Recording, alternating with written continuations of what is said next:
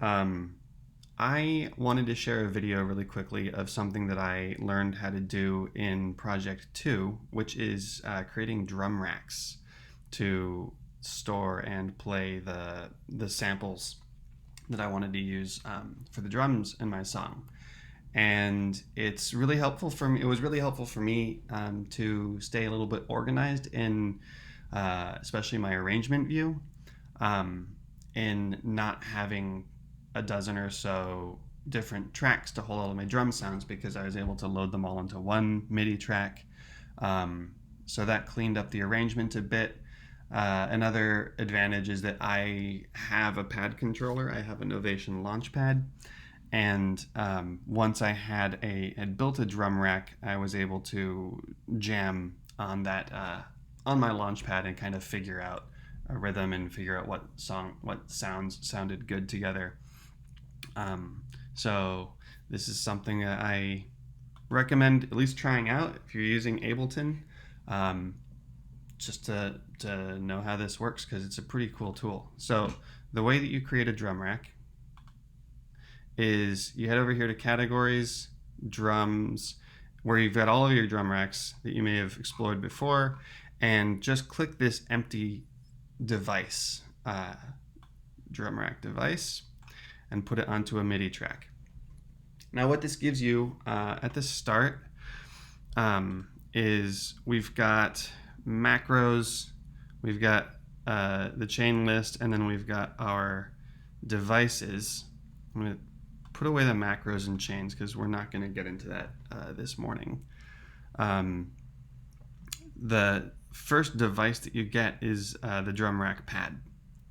And the drum rack pad is where you can take your instrument samples and load them into really 64 pads, but you've got 16 that are visible at a time.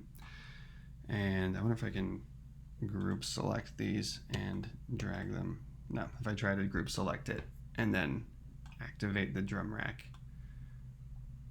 What is it? Maybe if I use my Launchpad to highlight the view. Put the keys and coins together. Put these stompers together. And then kitchen sounds. So now I've got all of these 12 sounds that I selected just for this demo loaded up onto my drum rack. And on my Launchpad now, if I go into the note mode, the lower left 12 pads are glowing, and I can just tap these out. Is that my...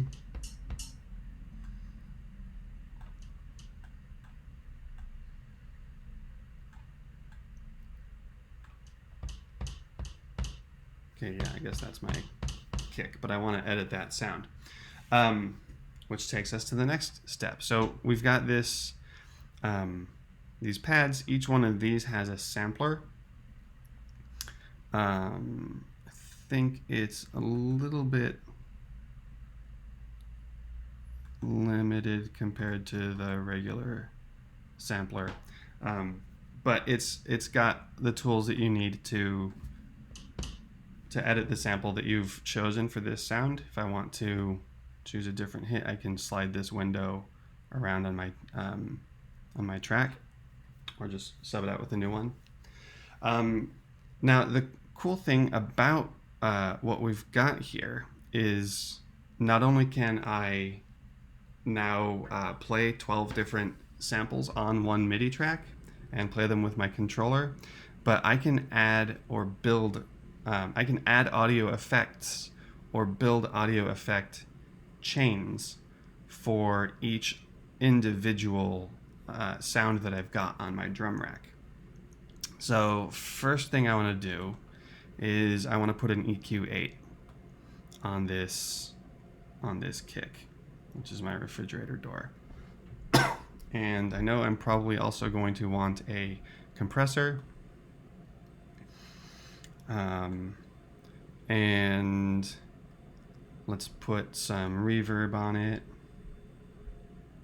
and I don't know, let's throw in an amp too, why not? So I've got all these devices now, and I can play around with the presets. But before I do that, let me show you this. So I can take this device chain and shift select all of them, and then Command G, I can group them. Now what I've got here is an audio effect rack. So why is that cool? That's cool because I can take this audio effect rack and I can save it. You can see I've done this before. I'll call it basic drum rack, right? And now I can go to my other pads, and instead of dragging those individual devices into all of them, if I know I want those that same basic effect chain, I can drag this onto each one. So I'm going to put it on this one, I'm going to put it on this one, and I can go on through all 12, but to save time I'll just do those. If I go through all of these now, you can see, if I close the samplers, these four all have that same basic effect rack on it. And then what I like to do from here is I will create just a MIDI clip that has just 4 beats on it. Maybe more, I don't know. So I've got those 4 beats playing, and I can go through here and select a preset that I like.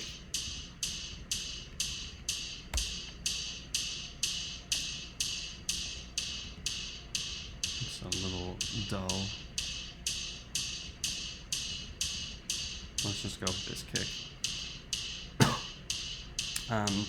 Let's select a compressor that I like.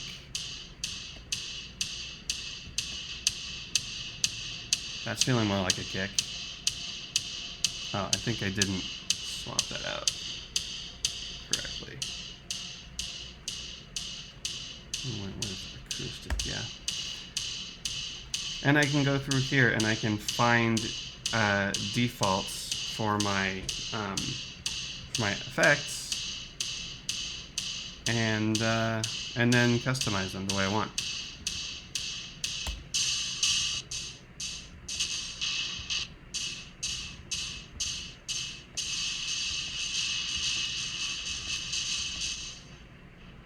These all, maybe I'll just go with the basic reverb and play around with that from there. But there you go, that's it for drum racks. Get the drum rack from up here. Oh, I'm still on the switch mode. Get your basic drum rack device from the drums. You'll get these pads. You can pull samples on, and that gives you a sampler. And then you can add effects. You can group the effects to turn them into an effects rack, which will make it easier to get started instead of customizing your device chain for each pad. Yeah, and there you go. So you can program everything on a drum rack. Really quickly, I want to talk also about instrument racks. You can find that here in instruments. You just have to pull this top level instrument rack onto a MIDI track. And let's delete that for a second. So what I've done here is I made an instrument out of, so if I go to Kitchen Sounds, if I just play this, the first sound I recorded was, that's me pouring cereal into a bowl. And I thought that was kind of a cool sound, and I thought, what if I pitch it and I put it onto this instrument rack. And now when I play in note mode,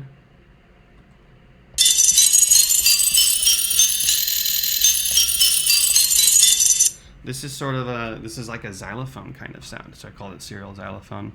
Now what I've got going on in here is, if you work the sampler, you set a window for how much of the sample plays. You can set the sustain mode. I have it going this ping pong display mode, and it is just repeating this section. If I just play the serial bowl, sounds like that. If I put that sustain mode on, it will repeat over this section here, and it just holds it there. So this is cool. So now I can play this serial xylophone with my keyboard or my launchpad. I can also add audio devices here. I could group these into a rack. I could load an audio rack. But one cool thing I want to talk about with the instrument rack that I didn't cover with the drum rack is this idea of chaining. So let's see, there was another sound I had here. Yeah, so this has a little more bite, and it sounds almost kind of like it has a similar quality to the start of my serial instrument. So I'm going to pull this sound onto my instrument rack. And so now I've got two chains here. I've got the serial sound, and I've got this whacking, I think it's hitting a knife on a cutting board. I don't even remember. But these are going to play at the same time. And that makes my serial xylophone have a little bit more of a percussive attack. And I can edit this. I can add another effects chain after here in the devices, or pull in a rack, maybe one that I've saved, maybe one that I like from a pack, and then customize this to make it blend in a little bit better with my serial xylophone. Got other controls here, just from the regular sampler. Controls, I'm not going to get into those. I haven't played around with them all extensively. A little bit with the filter and the envelope. I haven't got into LFO. I need to do that. But I hope this is helpful. I hope this is something that you can use to put your samples to good use, make your samples a little more... for me, it's more user-friendly. I like working with a drum rack. I like working with my drum pads instead of clicking melodies in or rhythms in on the grid. And with all of the chaining you can do, there is a lot of potential for doing really cool stuff and building really cool sounds, especially if you get into the layering. So anyway, hope this is helpful. It's been great hearing your music the past few weeks, and I look forward to seeing what you can do with this. Bye.